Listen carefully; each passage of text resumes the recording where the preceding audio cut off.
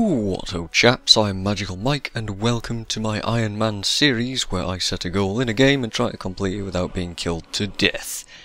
This time we have Skyrim, using the Skyrim Redone mod, along with many others that we'll no doubt get to see over the course of the challenge. I'll hopefully get to explain the overhaul mod in the next episode, but for now I'll be starting this new character and explaining the backstory since this is an RPG and we need a role to play. Also, this is post-commentary, if you hadn't already noticed, this time only, simply because there's so much setup to get through and this part is a lot shorter than normal as well, since I'm still messing about with the video format.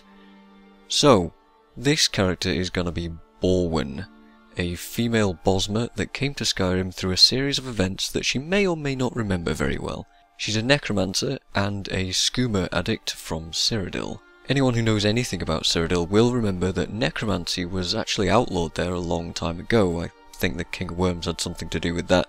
So all the mages in the guild that were found to be doing anything untoward were chased off pretty quick. Borwen was smart and generally kept to herself. She didn't stand out and she managed to keep her research hidden from the Breville Guildmaster. She eventually got really good at reanimating corpses and summoning liches and wraiths and binding souls to gems, manipulating people through illusion spells, and protecting herself along with her intentions through alteration magic. The other mages thought that she was just a scholar of mysticism and enchanting, until her illusion spells began to fail.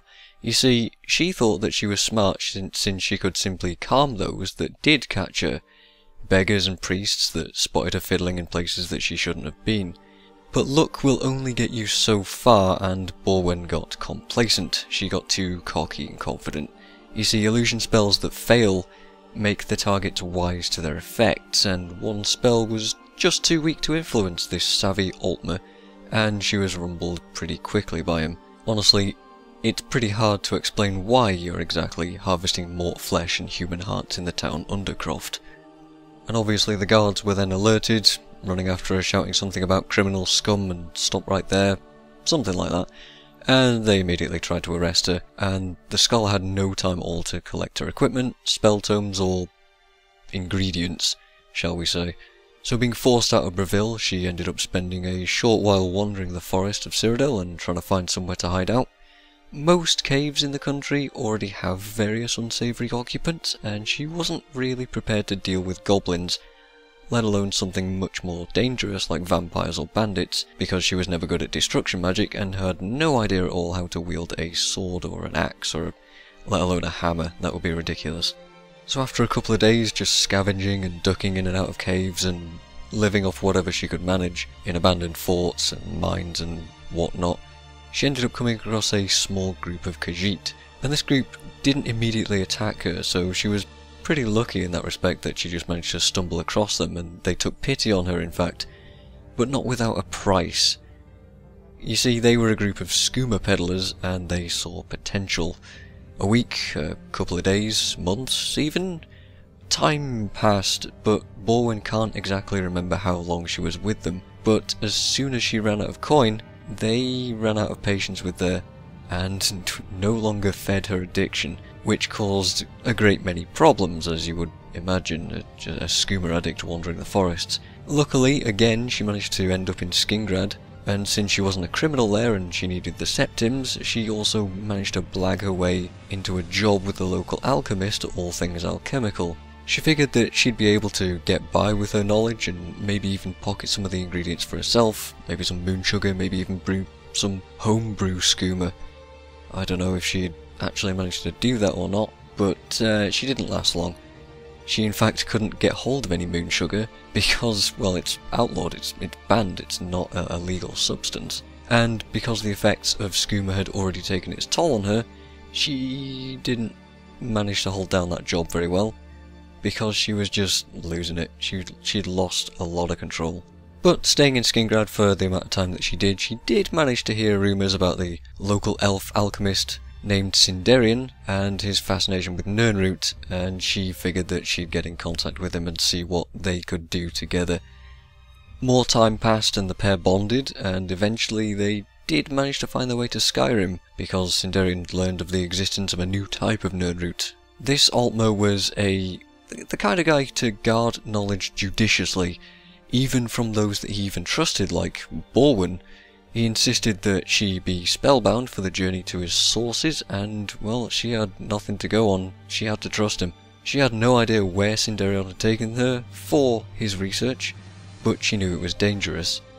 And he died shortly after setting up equipment in his lab, and left the now completely defenseless Wood Elf alone and clueless as to her location.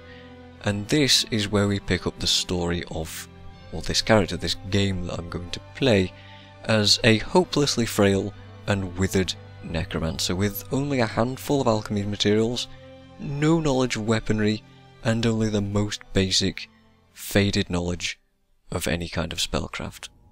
Beware the forces of the undead, Necromancer.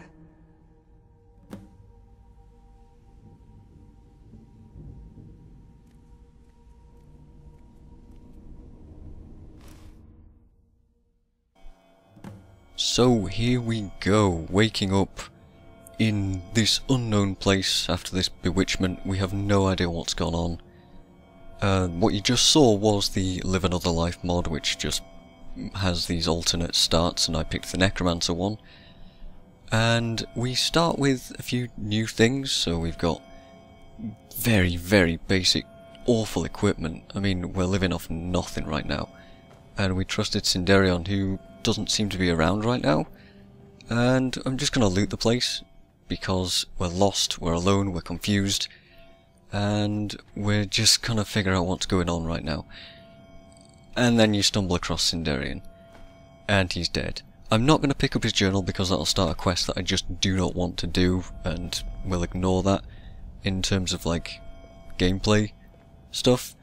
But for now, we know we're in a bad situation, and we know we need to get out of it. That whole backstory was just a little bit of fun I wanted to mess with.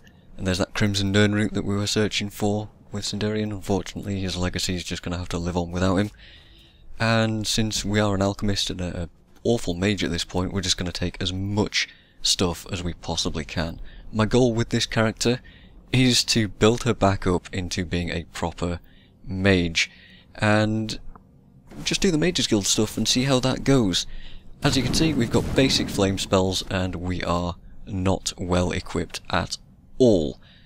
And I guess I'll do some light roleplay with Skooma if we ever come into contact with any of that stuff. And oh god, what's this? A Dwarven Sphere? This is what I expected to see right now. Oh, health lows already. That's probably not good. Not doing a whole lot of damage to it either. Run out of oh.